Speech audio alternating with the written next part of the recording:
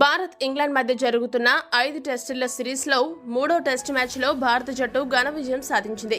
రాజ్కోట్ వేదికగా జరిగిన ఈ మ్యాచ్లో భారత జట్టు ఏకంగా 434 పరుగుల తేడాతో విజయం సాధించి చారిత్రక ఘట్టాన్ని ఆవిష్కరించింది.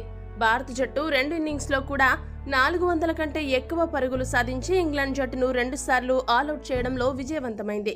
చాలా బలమైన బ్యాటింగ్ లైనప్ ఉన్నప్పటికీ ఇంగ్లాండ్ జట్టు భారత బౌలర్ల ముందు నిలబడలేకపోయింది.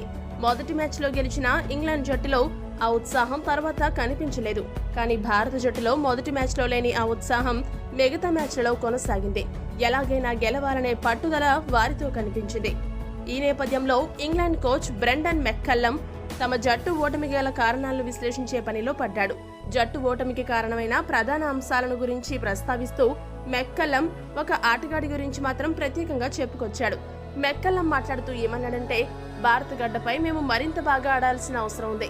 ముఖ్యంగా జానీ బెయిర్స్టోకు అసాధారణమైన రికార్డు ఉంది.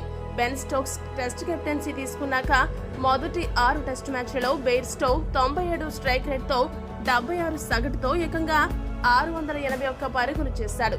వీటిలో 4 సెంచరీలు కూడా ఉన్నాయి. అతడి కెపాసిటీ చెప్పడానికి ఉదంతం చాలు. అయితే ఈ సిరీస్ లో ఇప్పటి వరకు అతడు ఇంకా నిలదొక్కుకోలేదు. అతడు గనుక జట్టులో నిలదొక్కుంటే పరిస్థితి మరోలా ఉంటుంది.